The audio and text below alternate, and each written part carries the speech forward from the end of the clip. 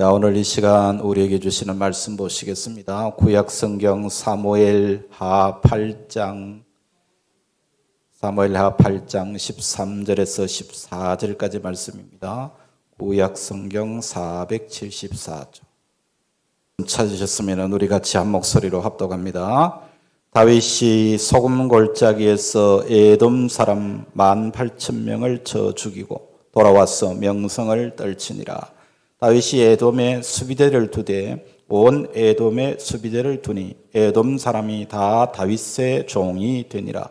다윗이 어디로 가든지 여호와께서 이기게 하셨더라. 자, 오늘 본문 말씀 보겠습니다. 사무엘하 8장에서 다윗은 그의 성회 속에서 가장 왕성한 시절을 보내고 있다라고 볼 수 있습니다.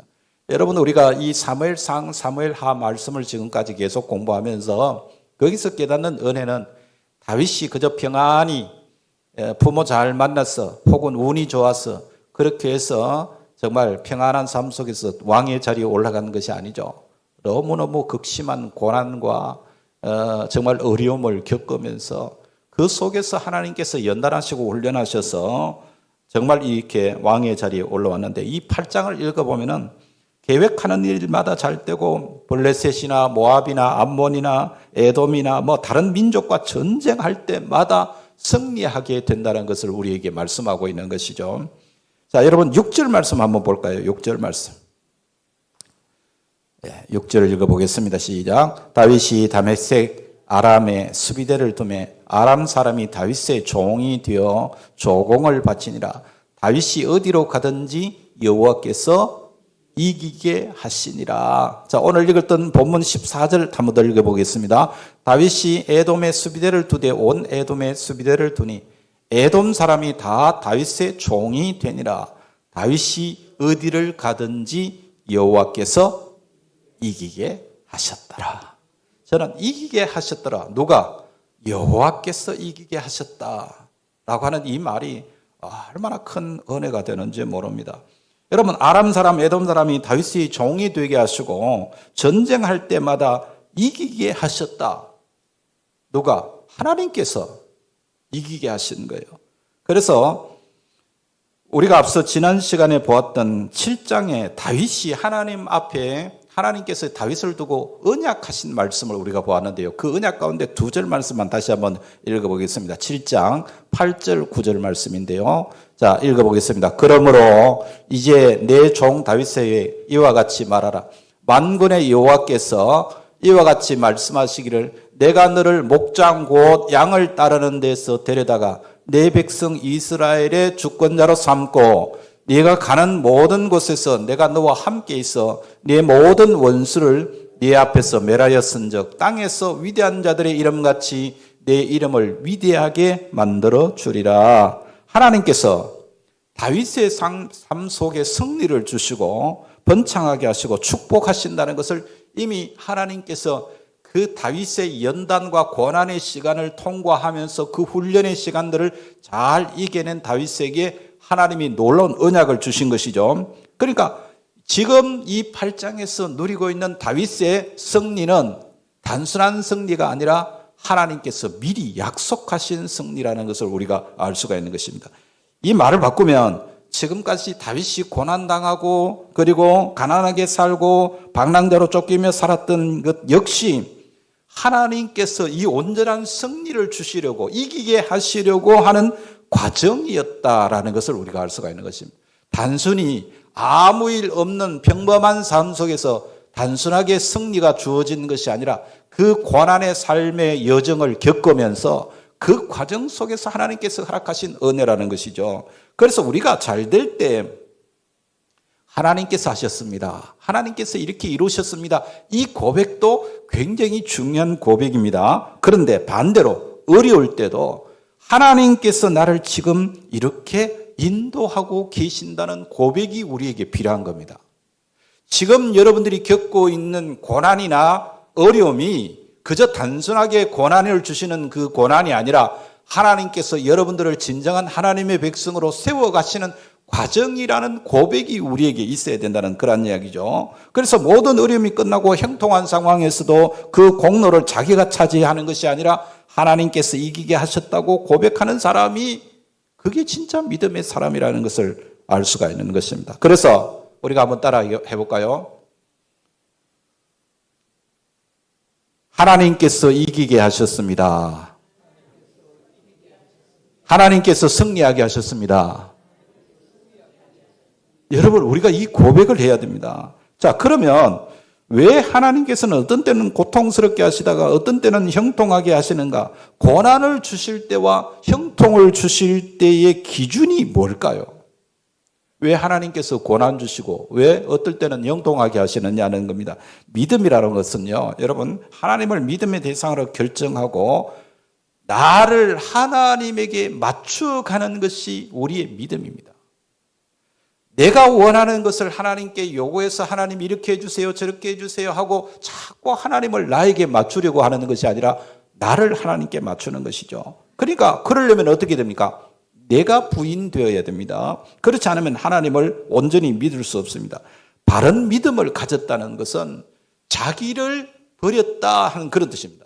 그러니까 이건 내 생각이 아니라 하나님의 생각과 하나님의 계획과 하나님의 뜻을 따라야 되겠구나 생각할 때는 내 생각이 절대로 앞설 수가 없는 것이죠.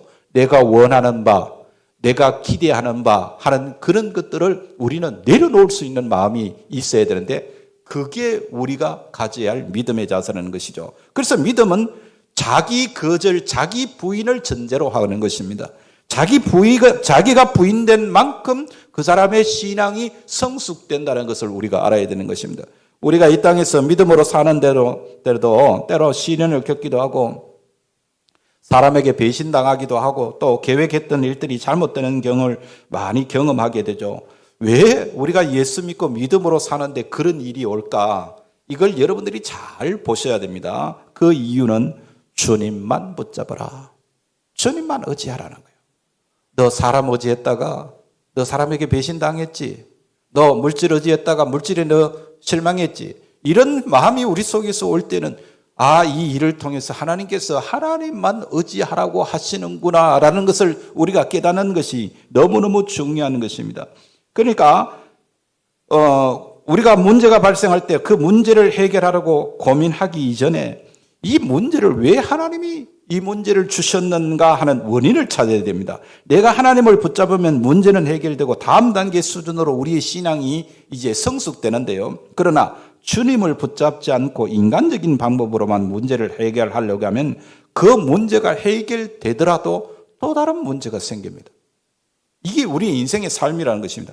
그러니까 비슷한 종류의 문제가 계속 반복될 뿐이지 거기에서 우리가 한 걸음도 나아가기가 힘든 것입니다. 그래서 신앙은 정확한 근거와 과정과 결과를 가지는 것입니다. 신앙이라고 하는 것은 절대로 우연이 아닙니다. 하나님의 통치의 원칙이 있고 하나님의 통치의 질서가 있는 것입니다. 이걸 우리가 인정해야 되는 것이죠. 왜 우리가 열심히 믿어도 복을 누리지 못하고 우리의 인생이 이렇게 힘드냐 하면요, 하나님을 자꾸 나에게 맞추려고 하기 때문입니다. 내가 원하는 어떤 목표를 정해놓고 그걸 하나님께 달라고 자꾸 요구만 하기 때문인 것입니다. 그 크신 분을 나에게 맞추려고 하니까 내가 얼마나 힘이 듭니까? 내 인식의 크기로만 하나님을 이해하려고 하다가 그걸 수용할 수 없기 때문에 혼란 가운데 빠지게 되는 것이라 그 말입니다. 어떨 때는 하나님이 이런 분인 것 같기도 하고 어떨 때는 저런 분인 것 같기도 하고 그래서 혼란이 일어나는 것입니다. 그래서 빨리 나를 하나님 앞에 내려놓고 하나님, 제가 원하는 것보다 하나님의 뜻대로 되어지기를 원합니다. 이게 진짜 믿음의 사람이에요. 이게 먼저 이루어지지 않으면 내 속에 꽉 차 있는 내 인간적인 욕망과 욕심이 내 인생의 삶을 자꾸 그리로 끌고 가면서 그것이 채워지지 않고 그것이 이루어지지 않으면 우리 속에서는 불만이 일어나고 불평이 일어나고 화병이 나고 그리고 결국에는 우리가 불안해하고 답답해하고 염려하고 걱정하다가 우리 인생에 결국은 망조가 나는 거예요. 여러분, 그런 인생을 살면 안 됩니다. 그래서 우리 믿음의 사람들은 나를 내려놓고 내 욕망을 주님의 십자가 앞에 내려놓을 때, 내가 죽을 때에 자기를 부인할 때, 즉 다른 말로 하나님 제일주의로 살아갈 때에 그 사람의 삶이 복된 삶이 되게 하는 것입니다. 하나님께서 인간을 창조하신 목적이 있죠. 여러분 창세기를 읽어보시면 창세기 1장 27절 보면은 사람을 창조하실 때 하나님의 형상대로 사람을 만드셨다라고 그렇게 말씀하고 있는 것을 보게 됩니다. 사람을 하나님의 형상대로 만드셨대요. 그리고 그 다음 구절에 보면요. 그 사람을 만드셔서 이 세상 모든 우주 만물에 있는 생물들을 다스리라 그렇게 사람에게 명령하는 것을 보게 되죠. 그러니까 하나님께서 이 땅에 사람을 하나님의 형상을 따라 만드시고 그 사람에게 뭘 원하시느냐면 하나님이 하실 일을 대행하게 하셨다는 말이에요. 하나님이 하실 일을 우리가 감당해야 되는 것입니다. 따라서 우리가 하나님 중심으로 하나님의 형상을 회복하지 않으면은 이 세상에서 내가 원하는 것, 내가 바라고 기대하는 것을 다 가지고 소유한다고 할지라도 그 사람의 삶의 목적이 온전하게 이루어질 수 없는 것입니다. 그렇기 때문에 우리 하나님의 백성들은 먼저 뭐냐면 하나님께서 왜 나를 만드셨는지, 왜 나를 이곳에 있게 하셨는지, 왜 나를 예수 믿게 하셨는지, 왜 나를 택하셔서 자녀 삼아 주셨는지를 우리는 분명히 알아야 됩니다. 왜 나를 축복하시는지, 왜 내가 건강하게 살아야 되는지, 내가 왜 잘 살아야 되는지 그 이유와 목적이 있어야 될 것 아닙니까? 여러분 돈 좋습니까? 돈이 많으면 좋겠죠. 그런데 여러분 그 돈 많아서 뭐 하시려고 여러분이 그 목적을 돈에다 두고 사느냐 이 말입니다. 여러분 이걸 잘 생각해 보셔야 됩니다. 그러니까 하나님의 경륜을 빨리 이해해야 우리의 삶이 평안을 누리게 되고 신앙적인 갈등에서 벗어나서 우리가 이 땅에 하나님의 뜻으로 말미암아 존재하게 된 이유, 즉 말하면 목적대로 우리 인생을 바르게 살아갈 수가 있게 되는 것입니다. 내가 중심이 아니에요. 하나님 중심입니다. 그런데 아무리 가르쳐줘도 못 알아들으니까 하나님께서 우리에게 고난을 주시는 것입니다. 배고프게도 하시고 때로는 돈도 떨어지게 하시고 억울한 일 당하게 하시고 계획했던 일들이 자꾸 어그러지게 하셔서 하나님께서 너 그것 바라보면 너 인생은 그것으로 망한다. 나를 바라보라는 거예요. 나를 바라보. 네.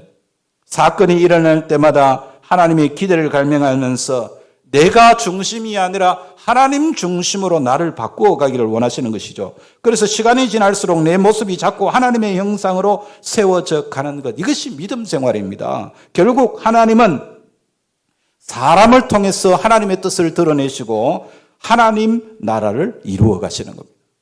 그래서 우리는 하나님의 형상대로 지음받은 하나님의 백성이라는 이 인식을 한순간도 잊어버리면 안 됩니다.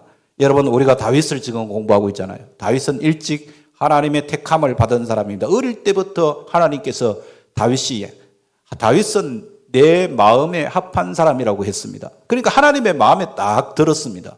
그래서 어릴 때부터 성령으로 기름 부어주셨어요. 얼마나 귀한 존재입니까? 너 앞으로 왕 될 거다. 너 이스라엘을 다스리는 자가 될 것이다. 하나님께서 다윗에게 그 귀한 사명을 주셨습니다. 목표를 주신 것이죠. 아니 그런데 그때부터 이 다윗이 어려움을 당합니다. 고통을 당하고 도망다니고 억울한 일을 당합니다. 그런 상황 속에서 다윗이 계속해서 뭘 키워나가느냐면 자기 속에 믿음을 키워나가기 시작하는 거예요. 아 그렇구나. 내가 지금 이 세상에서 잠시 잠깐 잘 뜨고 내가 이 세상에서 내가 목표하는 것을 누리고 얻는 것이 그것이 목표가 아니라 하나님을 철저하게 신뢰하고 하나님께서 나를 부르시고 나를 택하셔서 사용하기를 원하시는 대로 살아가는 것이 인생의 참된 의미구나라는 것을 깨닫게 하시는 것이죠. 그게 훈련이라고 하는 것입니다. 믿음의 훈련을 거죠. 하나님이 언제 다윗이 그 고난을 풀게 하셨습니까? 다윗이 모든 삶의 가치 체계를 자기 중심에서 하나님 중심으로 바뀌었을 때에 하나님은 다윗을 형통케 하셨어요. 다윗을 통해서 이스라엘 나라를 하나님의 통치 가운데 들어가게 하신 것입니다. 그러니까 고난이 끝난 것입니다. 계획하는 일마다 잘 되고 오늘 본문에 보는 대로 그동안의 적대 관계에 있던 서로 어려움을 겪었던 관계에서 그 적국들이 조공을 바치게 되고 종이 되고 섬기겠다고 자기들이 먼저 앞서서 이 다윗에게 무릎 꿇는 모습을 보이고 있는 것입니다. 여러분 이게 얼마나 놀라운 일입니까? 저도 다윗처럼 이런 정말 멋진 믿음의 삶을 살고 싶다는 갈망이 내 속에 생기는 거예요. 하나님께서 원하시는 삶을 살면 하나님께서 이런 복을 주시는 거라 하는 것을 깨달아야 됩니다. 여러분 아시는 대로 출애굽한 이스라엘 백성들이 얼마나 하나님의 많은 은혜를 체험했습니까? 광야에서 매일 하나님의 신령한 양식을 먹고 음료를 마셨습니다. 요즘 말로 하면은 기도할 때마다 응답되고 기도하면 역사가 나타나고 은사도 있고 기적도 보는 그런 풍성한 축복이 있었습니다. 그러나 그들은 광야에서 전진하지 못하고 망했습니다. 가나안은 영원한 그냥 꿈일 뿐이고 그들의 삶은 곤고함에서 벗어날 수가 없었습니다. 왜 그랬을까요? 이유가 뭡니까? 축복이 없었습니까? 하나님의 은혜가 없었습니까? 요즘 식으로 말하면은 그들에게는 불체험도 있고 신비한 체험도 경험했습니다. 그러나 그들은 자기를 포기하지 않았습니다.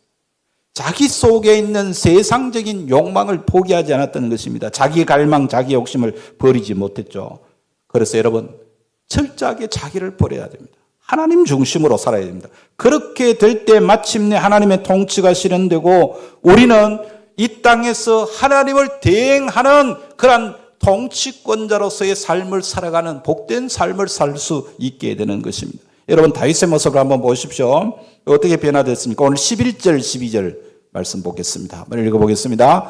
다윗 왕이 그것도 여호와께 드리되 그가 정복한 모든 나라에서 얻은 언금 곧 아람과 모압과 암몬 자손과 블레셋 사람과 아말렉에게서 얻은 것들과 소바 왕 르홉의 아들 하닷 에셀에게서 노력한 것과 같이 드리니라.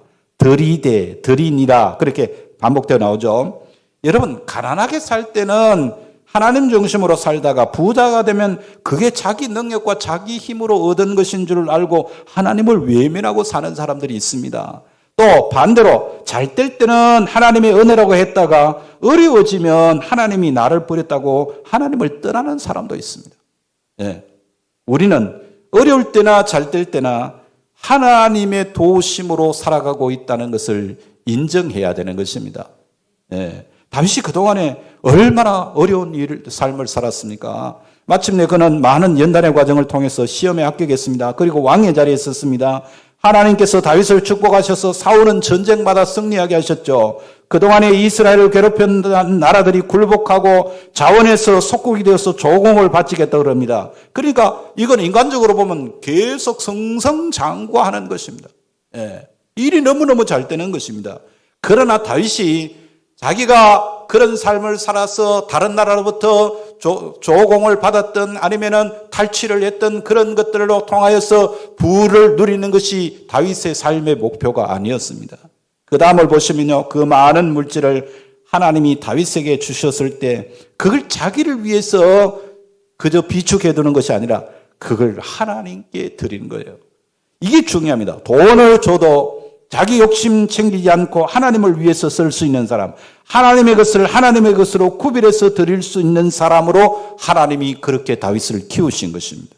여러분 오랜 세월 동안 하나님께서 물질적인 어려움을 겪게 하신 이유가 뭡니까? 하나님이 물질을 주시는 분이기에 그분이 원하실 때는 언제든지 하나님 앞에 드릴 수 있는 사람으로 다윗을 키우신 것이죠. 결국 다윗은 마음을 놓고 물질을 맡겨도 될 만큼 수준의 그런 믿음으로 그 신앙이 성장했다는 것을 우리가 알 수가 있는 것이죠. 가난하고 어려울 때는 11조 드리고 어려운 이웃 돌아보고 그렇게 정말 귀하게 살다가 돈 좀 많아지면 살만하면 형제도 잊어버리고 부모도 원수가 되고 하나님도 잊어버리고 살아가는 그런 사람들이 얼마나 많은지 모릅니다. 네. 돈이 목표가 아니에요. 여러분 하나님의 의도는 돈을 더 주고 덜 주고의 문제가 아닙니다. 돈을 하나님이 원하시는 대로 사용할 수 있느냐 하는 것입니다. 돈에 매이지 않고 돈의 마음을 뺏기지 않고 그 돈을 하나님께서 기뻐하시는 삶으로 드릴 줄 아는 사람, 그런 사람으로 지금 다윗을 훈련하시는 거예요. 예. 여러분 모든 사람이 다 부자 되는 게 아니잖아요.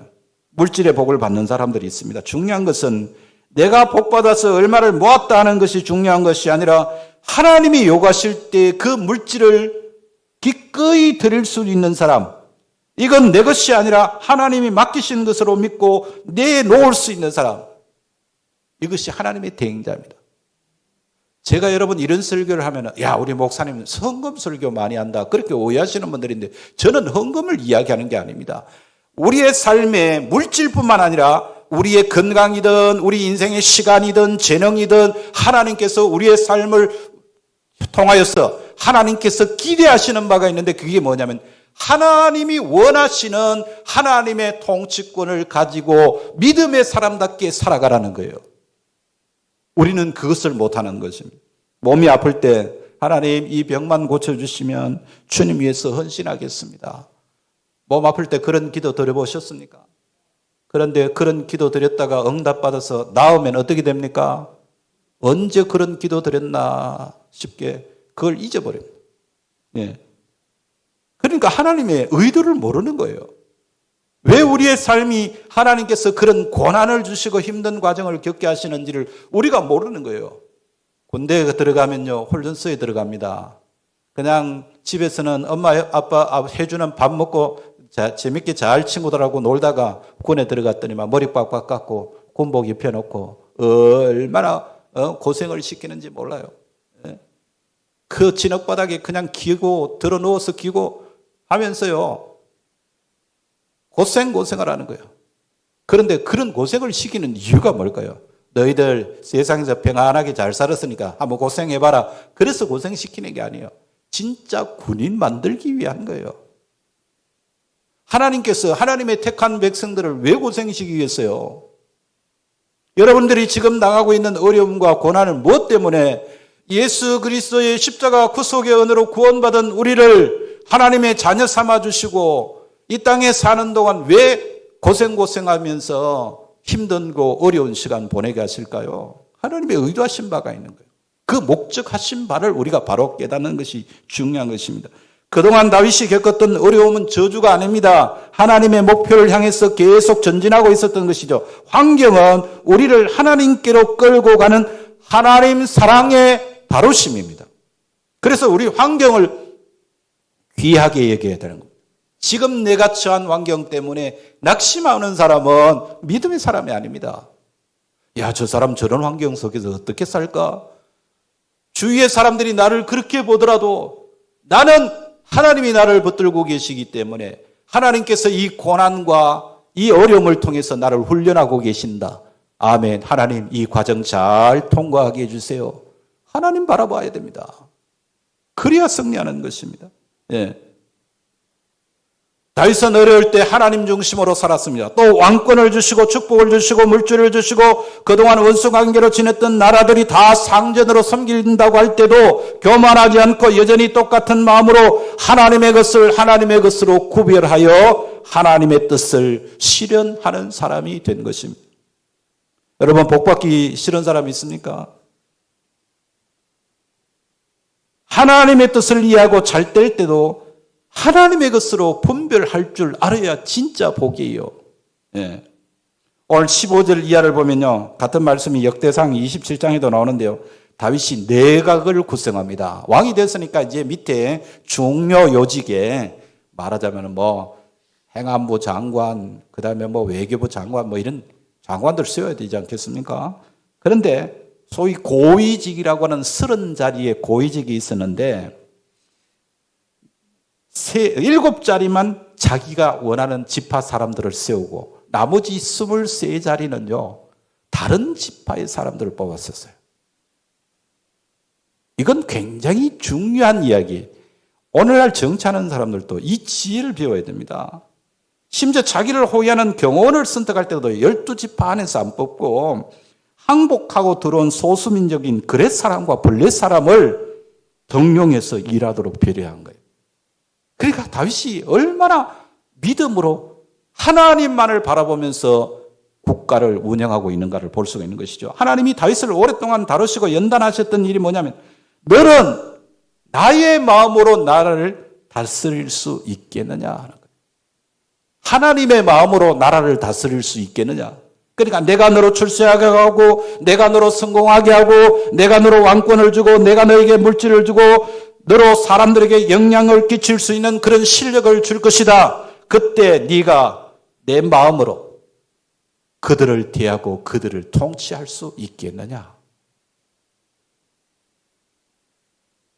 하나님은 똑같은 목표로 우리를 부르시는 거예요. 권력을 줘도 마찬가지고 돈을 줘도 마찬가지고 존귀한 위치를 줘도 마찬가지입니다. 우리는 이기적이고 유치한 상태에서 벗어나야 됩니다. 그것이 광야, 인생 광야의 훈련의 목적이에요. 인생을 살아가다 보면은 이스라엘 백성들이 광야를 걸어갔던 것과 같은 그런 삶을 살아가게 마련입니다. 우리 인생을 되돌아보면은 정말 책으로 적어도 수십 권의 책을 기록할 만큼의 그런 여러 가지 고난과 힘든 일들이 많이 있지 않습니까? 왜 하나님께서 그런 고난을 주시느냐를 알아야 되는 것이죠.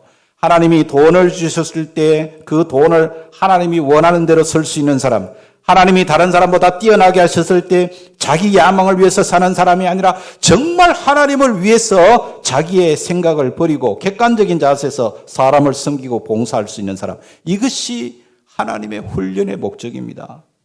그러니까 누가 하나님의 일꾼입니까? 높아지기를 원하면서도 자기를 부인하지 않는 사람은 하나님이 쓰시지 않습니다. 많이 얻기를 원하면서 욕심버리지 않는 사람 하나님 앞에 쓰임받을 수 없습니다. 그런 사람은 절대 하나님 쓸 수 없는 것이죠. 여러분 구약 성경에 나오는 창세기에 나오는 요셉을 아시죠? 일찍 하나님께서 그에게 꿈을 주셨습니다. 너는 앞으로 다스리는 자가 될 것이다. 무별들이 너에게 절할 것이다. 하늘의 해와 달과 별이 자기에게 절하는 모습을 보았습니다. 그리고 곡식단들이 자기를 위해서 절하는 것도 보았습니다. 그런 꿈을 주셨죠. 하나님은 이 꿈이 성취되게 하려고 오랜 세월 동안 요셉을 다루셨습니다. 억울하고 답답한 일을 많이 겪었습니다.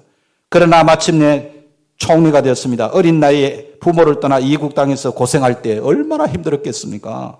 얼마나 한이 많았겠습니까? 그러나 하나님께서 그를 높이신 후에 자기를 그렇게 괴롭힌 형들이 와가지고 뭐라 그러니까 잘못했다고 용서를 구합니다. 그때 요셉이 하는 이야기가 뭡니까? 그건 형들이 잘못한 것이 아니에요. 하나님께서 그렇게 하시는 거예요. 이게 중요한 거예요. 그러면서 용서했잖아요. 여러분 감옥에 있을 때 겸손하고 남을 섬기는 것은 어쩌면 쉬울 수 있습니다. 낮은 자리에 있을 때 사람을 용서하는 것은 내가 힘이 없으니까 얼마든지 그럴 수 있지만 내가 힘이 있고 높은 자리에 올라갔을 때에 여러분 정말 그 형님들의 목숨을 좌지우지할 수 있는 그런 상황 속에서도 동일한 마음으로 형님들이 잘못한 게 아니고 하나님이 하셨습니다 라고 말할 수 있는 사람, 이게 진짜 믿음의 사람인 거죠. 바로 이런 사람을 하나님의 대행한 통치권자로 사용하시는 거예요. 자, 오늘 보면 15절 말씀 보십시오. 다윗이 온 이스라엘 다스려 다윗이 모든 백성에게 정의와 공의를 행할세. 정의와 공의로 나라를 다스렸다는 겁니다. 여러분 하나님이 돈 주실 때 정의롭게 사용할 수 있습니까? 하나님이 성공하게 하실 때 나의 이익을 버리고 공의로 행할 수 있겠느냐 그 말입니다. 하나님께서는 지금 그걸 우리에게 묻고 계시는 것이죠. 왜 하나님 내 기도 안 들어주십니까? 하면서 우리는 얼마나 많은 세월 동안 하나님께 항변하며 살았습니까? 우리가 예수 믿으면서도 하나님의 응답이 없다는 것 때문에 낙심할 때가 많았습니다. 예. 하나님은 그때 뭐라고 말씀하시냐면 내가 너에게 맞춰줄 테니 그럼 너는 나에게 맞출 수 있겠느냐? 그걸 물으시는 거예요. 우리가 어려울 때 하나님 왜 이렇게 어렵습니까? 왜 이렇게 힘듭니까? 그때 하나님이 주시는 메시지가 그거예요. 내가 너에게 맞춰줄게. 그러면 너는 나에게 맞출 수 있냐? 오랜 세월 동안 하나님은 지금까지 우리를 기다리시면서 우리에게 맞춰주셨습니다. 몹쓸 짓을 해도 하나님은 벌하시지 않고 기다리시고 인내하시고 사랑하시고 축복해 주셨습니다. 그러고는 하시는 말씀이 야 이제 너 나에게 맞춰라. 내가 너에게 정복하고 다스리는 권세를 주겠다. 내가 너를 높이 들어 사용하겠다. 내가 너를 왕같은 제사장으로 새겼다. 내가 너에게 너의 가정을 맡기고 너의 일터를 맡기고 너의 교회를 맡기겠다. 하나님께서 말씀하시는 겁니다. 그런데 우리는 여전히 내 생각을 버리지 못하고 마음에 안 든다고 하나님 앞에 원망하고 불평하는 것이죠. 하나님은 우리 때문에 많은 아픔과 섭섭함을 참으셨습니다. 우리는 모두가 자기 욕심에만 취해 있고 하나님의 의도와 뜻을 이해하지 못하기 때문인 것이죠. 하나님께서 나에게 고약한 사람을 붙여주실 때는 하나님께서 이 사람을 통해서 나를 정결케 하시는구나 하는 것을 깨달아야 됩니다. 감사해야 됩니다. 하나님이 하시는 일에는 이해가 되건 안 되건 일단 인정하셔야 됩니다. 하나님이 이끌어 가시는 삶에는 싫은 게 어디 있고 좋은 게 어디 있겠습니까? 하나님께서 내 삶을 이렇게 이끌어 가시는구나 하는 것을 인정하는 것이 중요한 것이죠. 그래서 하나님이 나를 선택하시고 나를 구원하실 때 분명한 목표가 있는 것이죠. 자, 시편 78편 70절 71절 두 절 읽어보겠습니다. 또 그의 종 다윗을 택하시되 양의 우리에서 취하시며 전 양을 지키는 중에서 그들을 이끌어내사 그의 백성인 야곱 그의 소유인 이스라엘을 기르게 하셨더니 하나님이 왜 다윗을 선택하셨고 양을 지키는 우리에서 끌어내느냐? 다윗을 통해서 하나님의 통치가 이스라엘에 전달되기 위한 것이었습니다. 만약 다윗이 계속 자기 욕심에서 빠져나오지 못했다면 하나님은 다윗을 통해서 이 일을 이루지 못하셨을 거예요.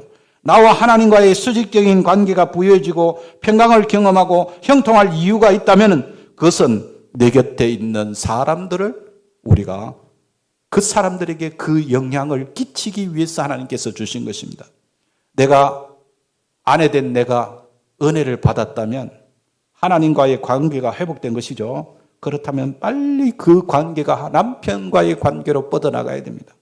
부모된 내가 은혜를 받았다면 하나님과의 관계가 정상화되면요, 주신 생명과 통치권으로 우리 자녀들을 잘 양육하고 영향력을 행사하라고 주시는 은혜예요. 내가 물질에 복받았으면요, 가난한 자의 관계를 위해서입니다. 그건 하나님이 나만을 위해서 주신 것이 아니에요. 신앙은 하나님과 사람 관계의 양면성을 다 갖춰야 됩니다.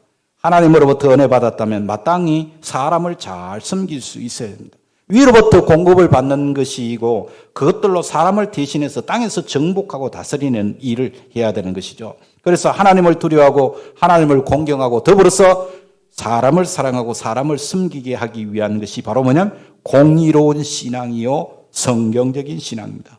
그래서 우리의 신앙이 목표가 바르지 않으면 하나님 돈 주세요. 그래서 돈을 주시면 그 돈이 악하게 사용됩니다. 이게 심각한 거예요.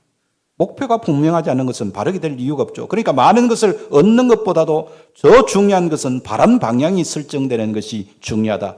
여러분, 다윗이 그동안 얼마나 힘들었다가 이제 계획하는 일이 잘 되고 전쟁하기만 하면 승리했던 이유가 뭡니까? 때가 된 겁니다. 하나님의 때가 하나님을 대신해서 그 자기가 영향력을 미칠 수 있는 그 나라와 많은 사람들에게 하나님의 영향을 미치게 된 때가 된 것이죠.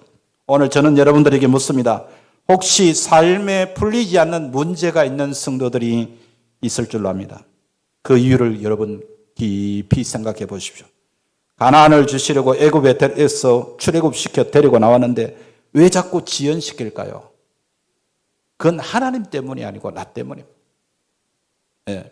내가 정성을 다해서 자녀를 키우는데 왜 아이들이 삐뚤게 자랍니까? 열심히 남편 섬겼는데 남편이 왜 예수 믿지 않고 돌아오지 않습니까? 나는 남들이 보기에는 효부라고 할 만큼 부모에게 잘하는데 부모와의 관계가 어려운 이유가 뭡니까? 아직 다루심의 때가 덜 찬 겁니다. 하나님이 나를 통해서 하셔야 할 일이 있는데 그게 채워지지 않기 때문에 내 주변에 그러니까 나를 정결케 할 사람들과 사건들을 자꾸 붙여주시는 것입니다. 그때 여러분 불평하거나 원망하지 마시기 바랍니다. 하나님의 은혜를 기대해야 됩니다. 하나님이 어린 소년 다윗을 택했습니다. 목동의 자리에서 불러주셨습니다. 그 오랜 기간 동안 고통의 세월이 필요했던 것이 뭡니까? 돈 줬을 때, 권력 줬을 때 하나님 중심으로 사용할 수 있는 사람으로 세우기 위한 과정이었습니다. 이제 다윗은 명실공히 하나님이 인정하시는 이스라엘의 통치자로 하나님을 대신하여 하나님의 통치를 베푸는 대행자로 세워진 것이죠. 이것이 다윗을 훈련하신 목적이었습니다. 네. 그러니까 오늘도 여전히 다윗을 훈련하신 하나님, 믿음의 성도들이 하나님 앞에 바로 세워지기 위해서 훈련하고 계시는 것입니다. 그래서 사랑하는 자녀를 이유 없이 광야길로 내몰지 않습니다. 빨리 하나님 중심으로 우리의 사고가 바뀌면 하나님의 은혜가 임할 줄로 믿습니다. 자, 마침내 여호와께서 이기게 하시니라. 그동안에 다윗을 힘들게 했던 모든 상황들이 역전되어서 놀라운 변화의 역사가 일어나게 되는 것입니다. 하나님께서도 우리를 통해서 이렇게 승리하기를 기대하시는 줄로 믿습니다. 우리 모두가 다윗같이 하나님 마음에 합한 자가 되어서 영향력 있는 삶을 살아가는 우리 성도들이 되시기를 주님의 이름으로 축복합니다.